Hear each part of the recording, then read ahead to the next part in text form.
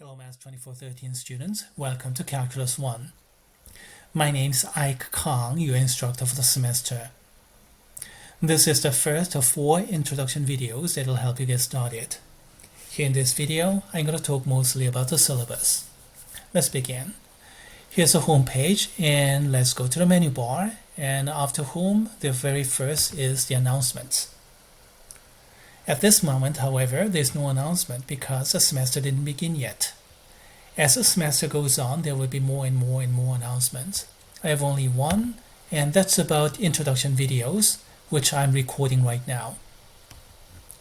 Next, let's go to the syllabus.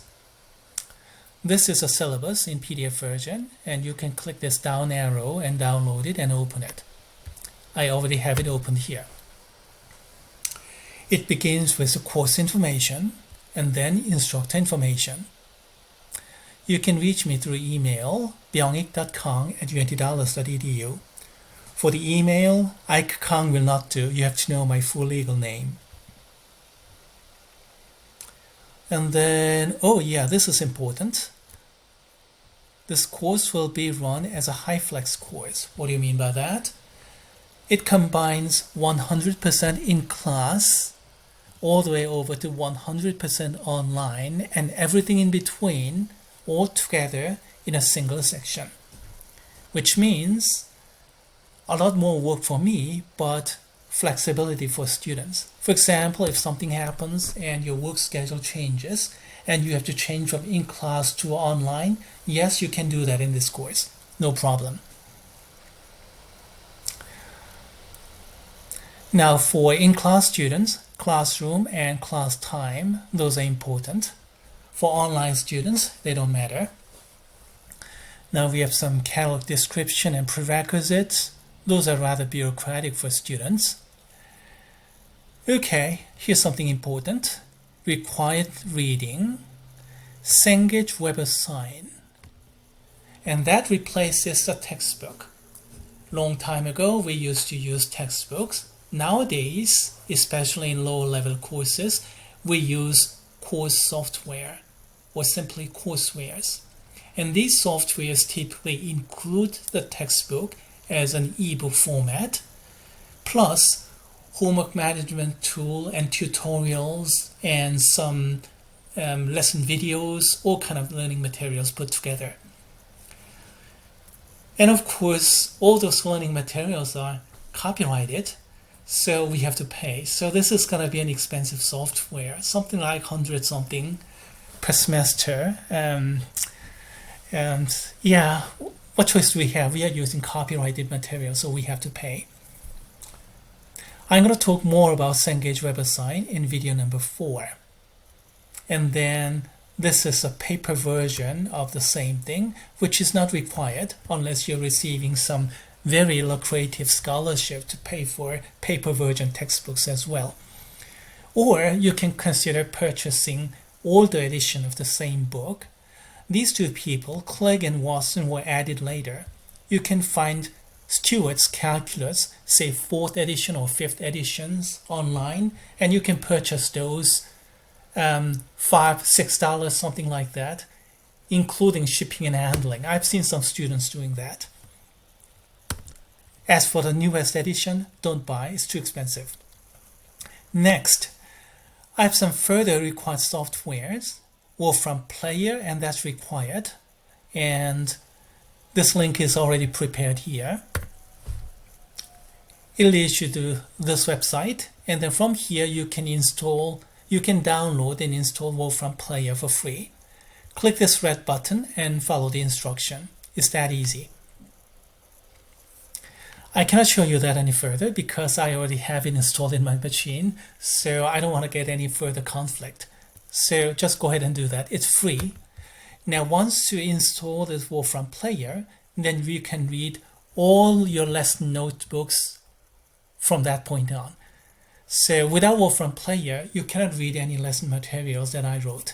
They're all written in Wolfram format, so you need Wolfram Player. Another option is to use Wolfram Cloud so that you can read it through the web browser. It's cumbersome, but it works. Wolfram Player is available for free for all Windows and Macs and Linux-based machines, but I don't think it works for Google Chrome, in which case you'll have to use Wolfram Cloud. A bit cumbersome, but there you go.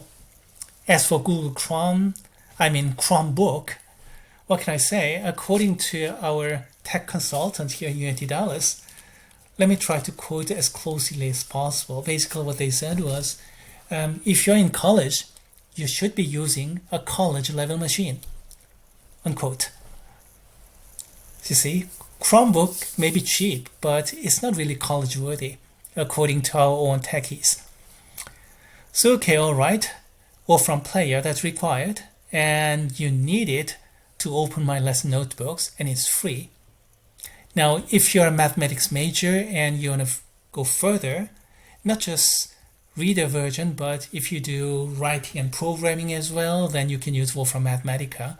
But it could be overkilling for students who are not mathematics majors.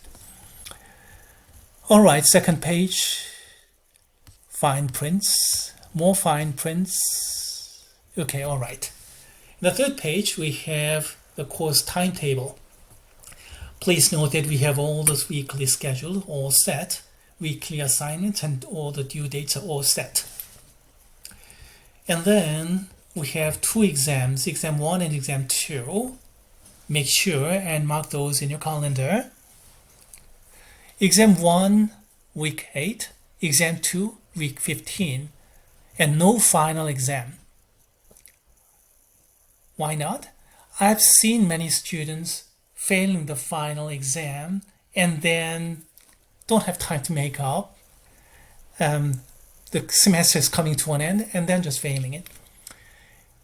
For those students, I made this change. I'm giving exam 2 in week 15, and then I'm using the final week for that second and third attempts. So if you fail, if you score below 70, if you score above 70, then you're through. Go ahead. If you scored below 70, then you have option to go with the second and third attempts to improve your score up to 70.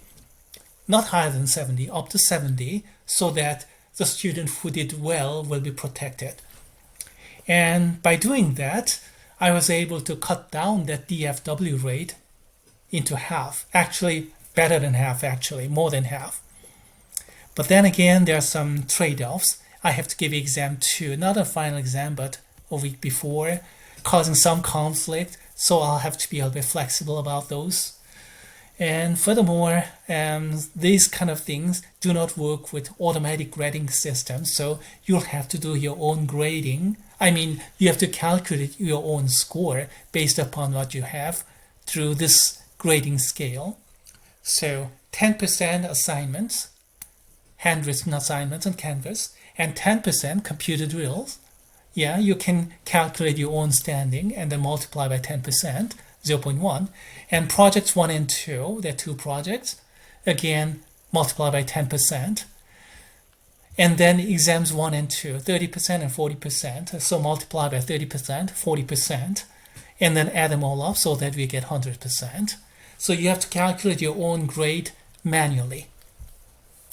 Do not rely upon the automatic grading system because they do not work with the retakes, all right?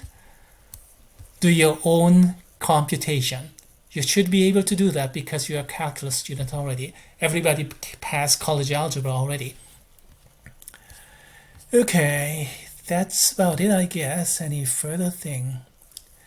Well, I'll tell you more about the assignment policy in video number 3, but you have to scan and then make a PDF format and then submit. And then, AI policy, okay. External assistance, including AI help, they are allowed for assignments as long as it is cited properly and honestly, but not in the exam, so it's prohibited for the exams. No AI in the exam. It's okay for assignments. I guess that's about it. Yeah, more fine print. That's about it. Everybody, good luck.